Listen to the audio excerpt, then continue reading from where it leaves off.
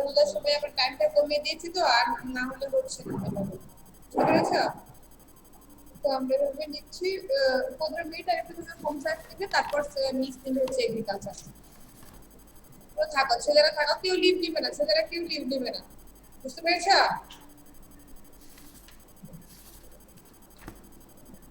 হ্যাঁ, ছেলেরা লিভ নেবে না, থাকবে সবাই। হ্যাঁ, ক্যামেরাটা অফ করে, হ্যাঁ আচ্ছা, ক্যামেরাটা অফ করে বসে থাকো।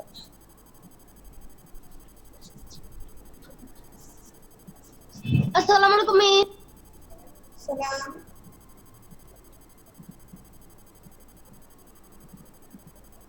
আসসালামু আলাইকুম মিস। কি পড়াচ্ছিলাম? গতদিন পড়িয়েছি হচ্ছে অষ্টম অধ্যায়, তাই না? অষ্টম অধ্যায় সৃজনশীল গুলো পড়িয়ে দিয়েছিলাম। আজকে আমরা পড়াবো হচ্ছে অধ্যায় নবম, খাদ্যের পুষ্টিমূল্য।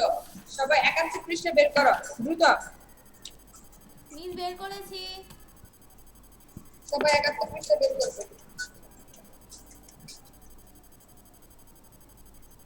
আসসালামু আলাইকুম স্যার, এই যে ক্লাসে আছে স্যার।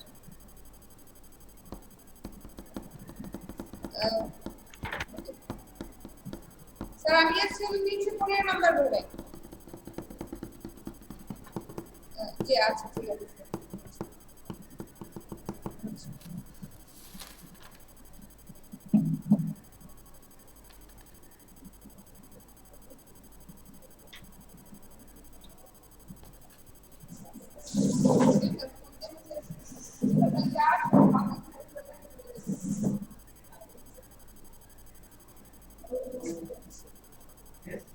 সবাই অধ্যায় নবম বের করো। অধ্যায় বের করেছি। খাদ্যের পুষ্টিমূল্য।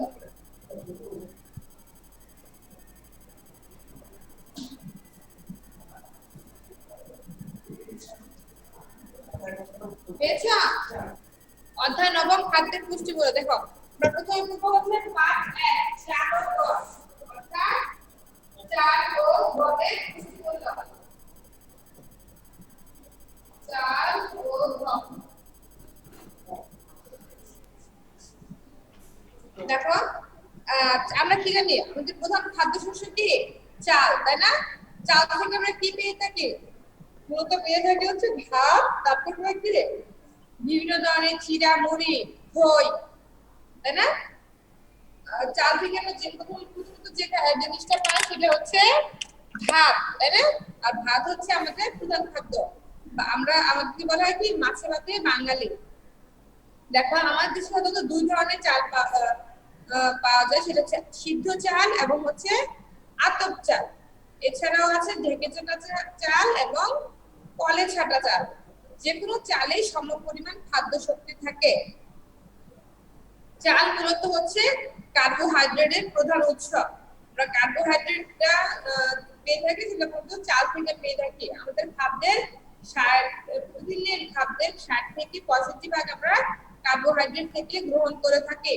আর তার বেশিরভাগ অংশটা গ্রহণ করা হচ্ছে আমাদের কি ভাত, তাই না? ভাত ছাড়া আমাদের চলেই না। আর এটা হচ্ছে কার্বোহাইড্রেটের মূল উৎস। এই লাইনটা লাগাবে। চাল কার্বোহাইড্রেটের প্রধান উৎস। হ্যাঁ, দেখো চালের পুষ্টিমূল্য দেখো। প্রধান যে চালের পুষ্টিমূল্য রয়েছে সেটা হচ্ছে কার্বোহাইড্রেট। এছাড়াও রয়েছে প্রোটিন, থায়ামিন, রিবোফ্লাভিন এবং নায়াসিন। পেয়েছি সবাই? আচ্ছা, এছাড়া দেখো ঢেঁকি থেকে সিদ্ধ চালে কিছু পরিমাণ প্রোটিন থাকে। ভাত রান্নার সময় যদি আমরা কি হয় মার যেটাকে বলে ভাতের মার, হ্যাঁ ধীরে ধীরে সিদ্ধ চালে হ্যাঁ প্রোটিন হ্যাঁ কিছুটা বেশি লাগাবে। ভাত রান্নার সময় যদি মার ফেলে দেওয়া হয় তাহলে সেক্ষেত্রে অনেক অনেক মূল্যবান পুষ্টি উপাদানগুলি নষ্ট হয়ে যায়। যেগুলো কি করতে হবে আমাদের?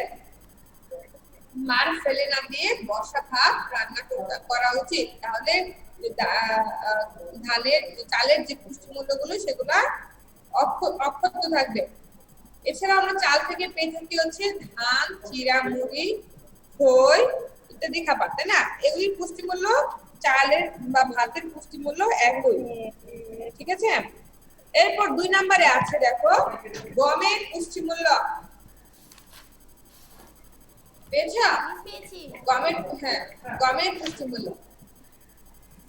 চালের পর আমাদের দ্বিতীয় শস্য জাতীয় খাদ্যটা হচ্ছে গম। এটা লাগাবে লাগাবে। বাংলাদেশের দ্বিতীয় শস্য জাতীয় খাদ্য হচ্ছে গম। গম থেকে আমরা আটা, ময়দা, সুজি ইত্যাদি পেয়ে থাকি। ময়দার চাইতে আটা ও সুজির পুষ্টিমূল্য বেশি। গম ভাঙানোর সময় গমের বাইরের আবরণ ভুসি হয়ে বের হয়ে আসে। গম থেকে চালের প্রায় কাছাকাছি পরিমাণে খাদ্য শক্তি পাওয়া যায়। চালের চাইতে বেশি পরিমাণে প্রোটিন থাকে। গম দ্বারা তৈরি সকল খাদ্য থেকে প্রায় সম পরিমাণ খাদ্য শক্তি পাওয়া যায়। ভুসি ও ময়দার চাইতে আটাতেও প্রোটিন কিছুটা বেশি পরিমাণে থাকে। বুঝতে পেরেছ? তারপর দেখো বুঝতে পেরেছি। গমের পুষ্টিমূল্য। গমের প্রধান পুষ্টিমূল্য হচ্ছে কার্বোহাইড্রেট, এছাড়া রয়েছে প্রোটিন, থাইরয়েড, লিউকোপ্লাভিন, নায়াসিন এবং ভিটামিন ই। কি কি পুষ্টিমূল্য আছে কোন কোন খাদ্যে সেটা খুব ভালোভাবে পড়ে ফেলবে। এছাড়া আমাদের বাজারে 2 ধরনের আটা পাওয়া যায়, একটা হচ্ছে লাল আটা আর একটা হচ্ছে সাদা আটা। গমের খোসা সহ যে আটাটা হয় সেটা হচ্ছে লাল আটা, এতে পুষ্টিমূল্য বেশি থাকে। আর সাদা যে আটাটা সেটা হচ্ছে গমের আবরণটা ছাড়িয়ে ফেলা হয়, সেটাকে সাদা আটা বলা হয়। এতে পুষ্টির পরিমাণ কিছুটা কম থাকে। পার্ট 2 দেখো মাছ এবং মাংস। আমরা এখন যেটা করব সেটা হচ্ছে মাছ ও মাংসের পুষ্টিমূল্য। দেখো প্রাণীজ প্রোটিনের খুব ভালো উৎস হচ্ছে মাছ, এই লাইনটা লাগাবে। এছাড়াও মাছে রয়েছে ফ্যাট, ধাতব লবণ ইত্যাদি।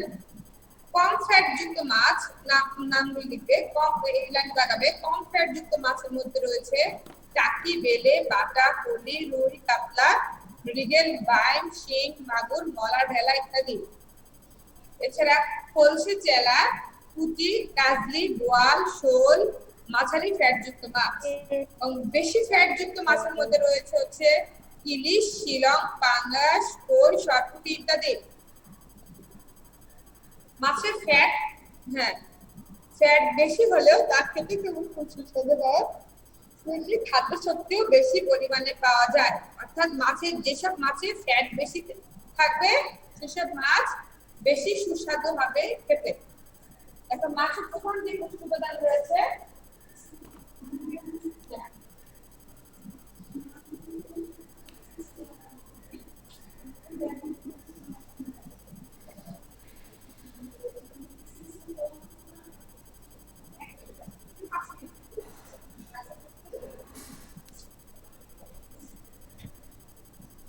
আচ্ছা, এটা দেখো এরপরে যে মাছের যে প্রধান পুষ্টি মূল্য আছে সেটা হচ্ছে কি ফ্যাট।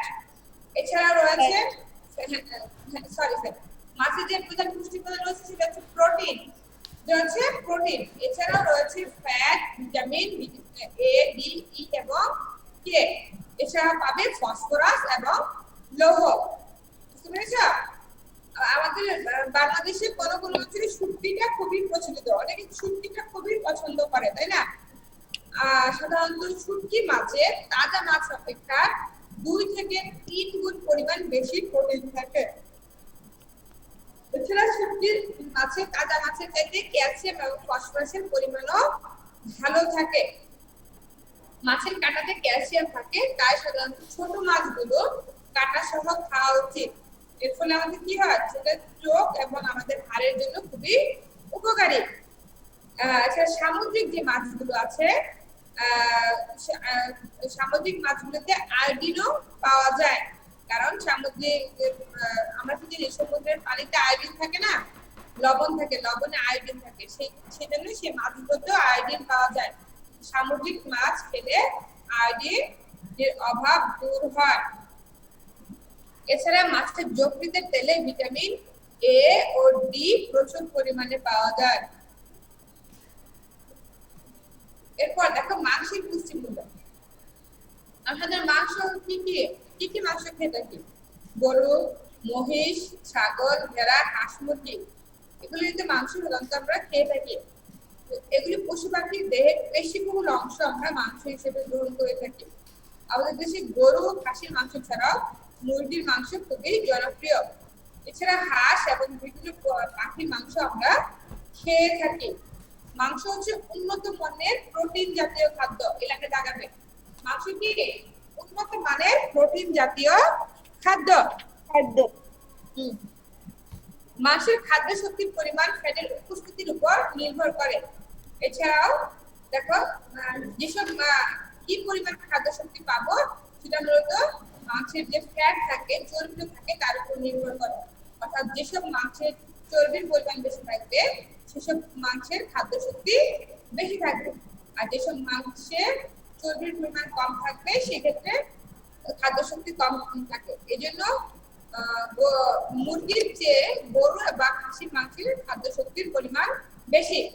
ঠিক আছে, মাংস লৌহ, এছাড়া মাংসে লৌহ, ফসফরাস এবং যৌগিক পর্যায়ে লৌহ, ভিটামিন এর খুব ভালো উৎস। ক্যালসিয়াম প্রধানত হাড়ে পাওয়া যায়। হাড় ছাড়া মাংসে ক্যালসিয়াম খুব কম পাওয়া যায়। মাংস এবং যকৃতে থায়ামিন, রিবোফ্লাভিন, নায়াসিন, ভিটামিন 12 এবং অন্যান্য বি ভিটামিনের ভালো উৎস। এক নজরে দেখো মাংসের পুষ্টিমূল্য দেখো। মাংসের প্রধান যে পুষ্টিমূল্য রয়েছে সেটা হচ্ছে প্রোটিন। এছাড়া রয়েছে fat, thiamine, riboflavin, niacin, vitamin বি12, ভিটামিন এ, ডি এবং ই।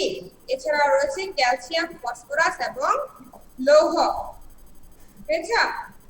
দেশি মুরগির মাংস ও পাখির মাংস অন্যান্য প্রাণীর চেয়ে ফ্যাটের পরিমাণ কিছুটা কম থাকে। এজন্য এর খাদ্য শক্তিটা কিছুটা কম থাকে।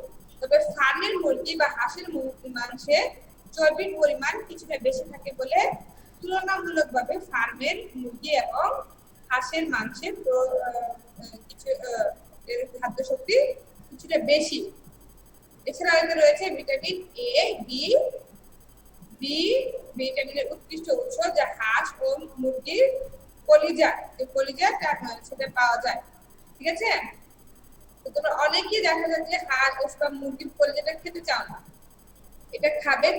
এটা কি হবে, তোমাদের ভিটামিন এ, ডি এবং বি এর চাহিদাটা পূরণ হবে। ঠিক আছে, যদিও এখন অনেকে বলে যে ফার্মের মুরগির কলিজাটা খাওয়াটা আসলে ঠিক না, কিন্তু আসলে কলিজায় ভিটামিন এ, বি এবং ডি পাওয়া যায়। বুঝতে পেরেছো? আচ্ছা, আমরা আজকে এতটুকুই করব। ঠিক আছে, তোমাদের পড়া থাকবে। হ্যাঁ, তোমাদের পড়া দিচ্ছি আমি অধ্যায় 9 এর পাঠ 1 ও 2। এখান থেকে তোমরা 20টা এমসিকিউ করে ফেলো পাশে। ঠিক আছে, এখন আমাদের বোর্ডে আছে অধ্যায় 9 পাঠ 1 শেষ। এটা শেষ ক্লাস। ওকে।